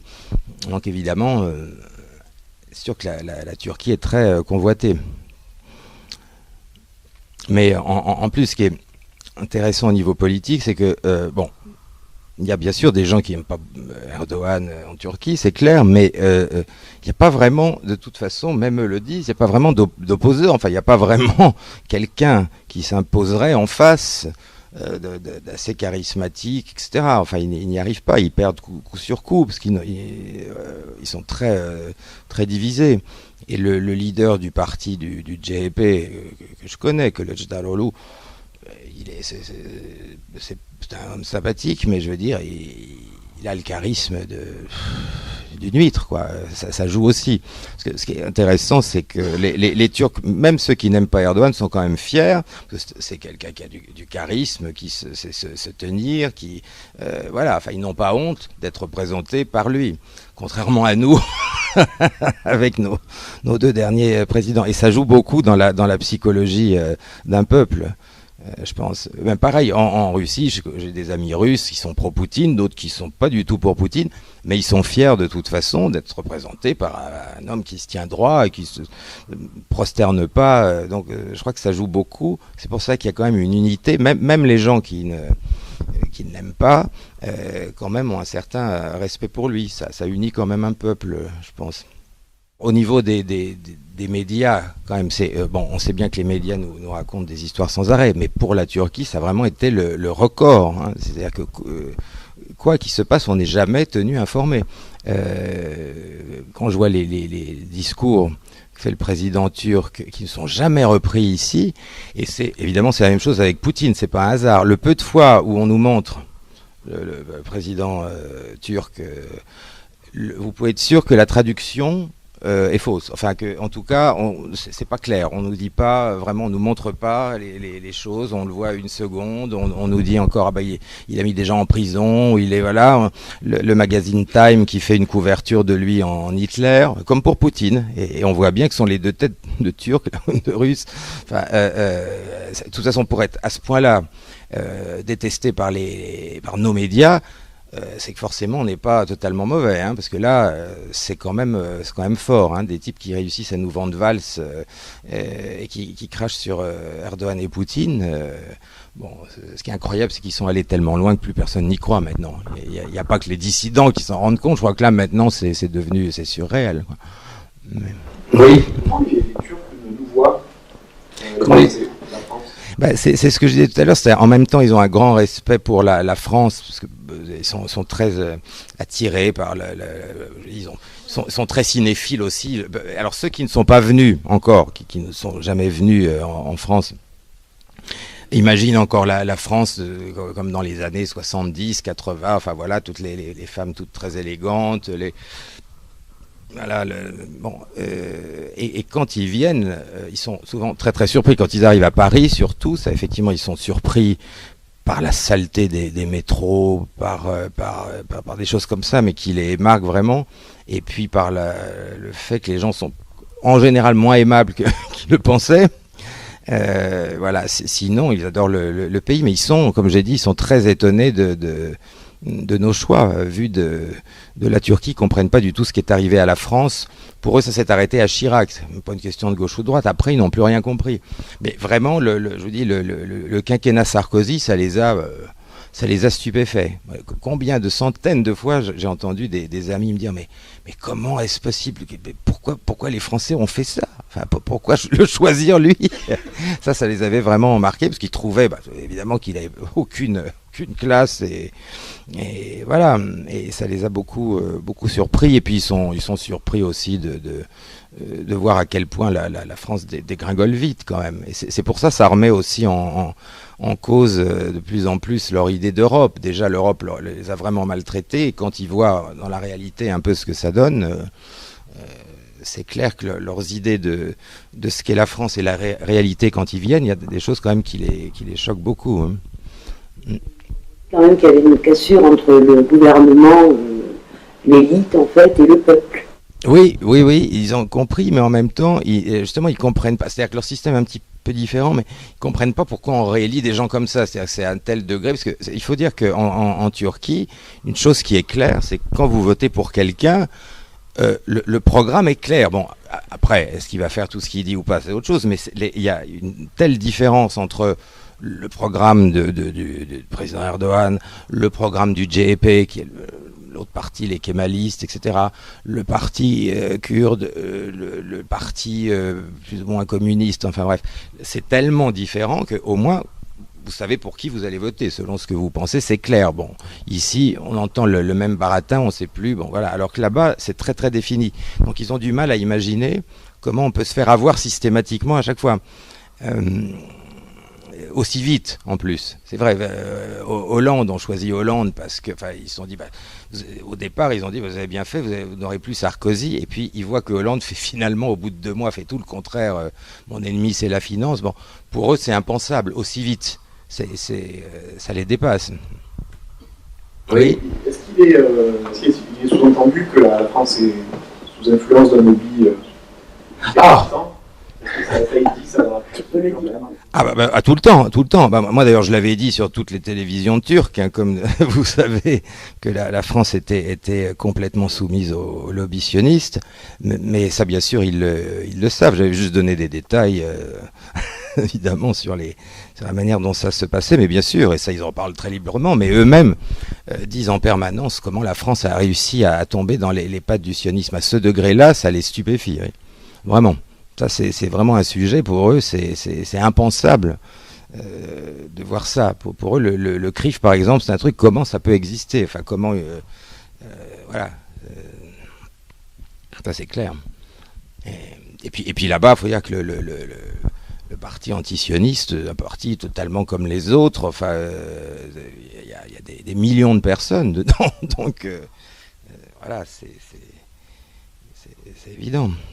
Donc de toute façon, une grande majorité des Turcs sont antisionistes, mais pas tous, hein, pas tous. Très souvent, beaucoup de kémalistes sont assez pro-Israël. Je vous dis, c'est vraiment coupé en deux, mais beaucoup de mes amis se demandent, oui, comment ça s'est passé. Ils n'arrivent pas à comprendre le moment où on a décroché au point de devenir, à ce point de manière visible, même de l'étranger, complètement soumis à quelques personnes. Voilà, ça c'est quelque chose qui les étonne beaucoup. Hein. Oui.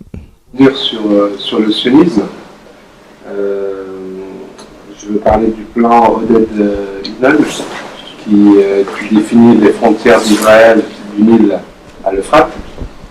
Pensez-vous que la Turquie peut se permettre d'avoir à terme un voisin aussi puissant, justement, avec des frontières qui vont aussi élargies? Ça, c'est une bonne question. Non, c'est pas ce qu'ils feront avec ça, mais... Bon, je rebondis, mais depuis que je suis la politique, à savoir depuis la première guerre d'Irak, moi j'ai plutôt l'impression que la Turquie joue le jeu des Occidentaux, notamment elle était plutôt pour l'attaque sur l'Irak par rapport aux deux premières guerres. Elle a même... laquelle attaque d'Irak La toute première en 92. Ah oui, bah, on est d'accord. À l'époque, c'était un gouvernement de kémalistes. C'était pas, oui, c'était pas. La Turquie, ça a toujours été le pion de l'Occident. Alors, comment ça se fait quels sont les changements? Qu'est-ce qu'il y a eu finalement entre-temps quels sont les retournements d'alliance finalement? Bah, c'est pas compliqué. C'est que pour la première fois, voilà.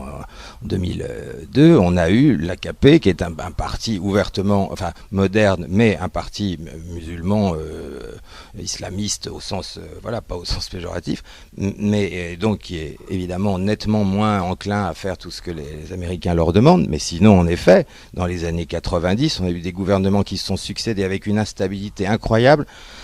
Et ils ont tous été à l'époque complètement assujettis aux États-Unis, bien sûr. C'est bien ce que je dis, c'est depuis l'arrivée du président Erdogan, enfin Erdogan Premier ministre, que ça a changé radicalement. Sinon, tous faisaient la même politique, c'est clair. Mais ça tient déjà au parti, bien sûr, lui-même, et au fait que la plupart des gens de l'AKP sont effectivement pas des fanatiques forcément d'Israël, hein. Mais c'est surtout aussi la personnalité d'Erdogan qui ne se laisse, ça c'est vraiment, je crois, une question de personnalité, il ne se laisse pas faire. Et donc, il ne fait pas que des déclarations. Je veux dire, il avait pris vraiment des mesures de rétorsion. C'est le seul qui a osé lever le ton à ce point-là contre Israël. Et pendant 5 ans, ça a quand même donné des choses assez étonnantes. C'est pour ça qu'on n'en parle jamais ici, parce que si d'autres se rendaient compte que finalement ce qu'a fait Erdogan contre Israël lui est pas du tout retombé dessus et au contraire a fait qu'il le respecte davantage, peut-être que d'autres le feraient. Donc c'est pour ça qu'on ne nous en parle pas du tout, mais je vous conseille d'aller retrouver. Il y en a certaines qui sont traduites en français, certaines de ces interviews que vous pouvez trouver sur YouTube, vous allez être surpris. C'est pour ça que quand de temps en temps des gens me disent mais Erdogan il est pro-américain, mais je dis pas du tout. Pas du tout. Lui, il s'est trouvé dans la situation où il ne pouvait pas, en arrivant au pouvoir, tout de suite dire « Ah bah moi, je sors de l'OTAN ». Ça faisait 60 ans et les Turcs n'auraient pas compris, mais il a un programme à long terme, il a fait très lentement et sûrement ce qu'il voulait faire. Et voilà, et il n'a pas fini. On sait bien qu'à long terme, il voudrait un califat. Hein, ça, c'est d'ici 2023. Voilà, c'est-à-dire qu'il considère que les excès de laïcisme sont vraiment assez insupportables pour lui. Alors c'est là, le clivage est là entre ceux qui veulent et ceux qui ne veulent pas. Il y a une grande partie des Turcs qui le veulent et d'autres qui sont complètement opposés. Mais en tout cas, c'est le seul président qui est résisté à Israël. Selon vous, l'avenir de la Turquie, c'est un nationalisme teinté de religieux. Voilà, absolument. C'est tout à fait ça. Est-ce que c'est l'avenir de la France, par exemple? Nationaliste, oui, teinté de religieux, je suis pas sûr, parce que je veux dire, je sais pas, les catholiques se battent peut-être pas suffisamment pour défendre leurs églises, alors que les musulmans se défendent pour leur mosquée, et on n'a pas un Erdogan ici, et puis je pense pas que ce sera Marine Le Pen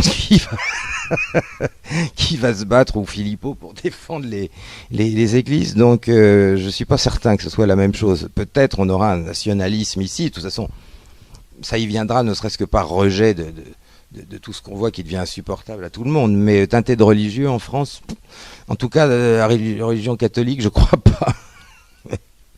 Mais clair qu'en Turquie, ce sera ça.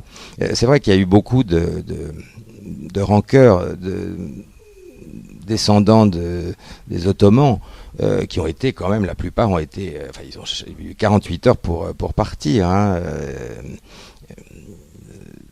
Ça a été fait très très violemment. Donc il y a un peu une revanche là-dessus. Tous les tribunaux étaient composés, l'armée était composée uniquement de kémalistes. Et il y a quelques années, le président turc, qui était Premier ministre à l'époque, donc Erdogan, a purgé l'armée des kémalistes. C'est-à-dire, en gros, la plupart, il leur a proposé de partir à la retraite anticipée avec suffisamment d'argent. Voilà, 99 sur 100 ont accepté. Voilà. Parce que sinon, il y aurait eu des risques de coups d'État non-stop, parce qu'il y avait eu 4 coups d'État en 30 ans, hein, quand même, qui avaient réussi, là. Donc, s'il n'avait pas purgé de la plupart des kémalistes, le coup d'État aurait réussi, sans doute. C'est quand même dans l'histoire. Mais ça, c'est un grand stratège, quand même. Donc, il s'est déjà occupé de l'armée. C'est vrai qu'il essaie de limiter le pouvoir des kémalistes, qui tiennent encore beaucoup de choses en Turquie, dans la justice, dans l'armée. Enfin, il y a quand même cette... c'est pas une guerre, mais enfin bon, il y a des choses sur lesquelles ils n'arrivent pas à se réconcilier du tout, c'est sûr. Par contre, là, il y a un lien justement en ce moment entre l'AKP et le parti nationaliste, qui est ni laïque ni religieux, qui est entre les deux. Enfin bon, c'est pas très bien, mais un parti vraiment plus nationaliste. C'est un accord qui a été trouvé. Ils sont d'accord pour changer la constitution pour avoir un régime plus présidentiel. Voilà, donc on verra comment ça évolue, mais Erdogan est le premier président qui a été élu au suffrage universel. Avant, il était nommé. Le président a été nommé. Et c'est Erdogan qui a fait introduire ça dans la loi turque, hein, quand il était Premier ministre, parce que Abdullah Gül, qui était son prédécesseur, n'avait pas été élu, il avait été nommé. Donc il a transformé le système politique. Là, il gouverne, et c'est lui qui décide parce qu'il y a état d'urgence, mais si la Constitution ne changeait pas, le Premier ministre serait plus puissant que lui. Et bon, c'est pas vraiment le but. Donc voilà, donc il va faire, mais il fait quand même faire des référendums pour toutes ces choses-là, mais je pense que le peuple lui dira oui, j'ai pas de doute. Voilà. En tout cas, je ne sais pas qui d'entre vous est allé en Turquie, mais ça vaut le coup. Et puis je vous dis, ce qui est vraiment étonnant aussi, c'est à quel point sur le plan artistique ça bouge. On sent que c'est un pays qui est toujours en mouvement et partout. Ça fait plaisir. Eh bien, je t'en prie, je vous en prie. Merci à vous.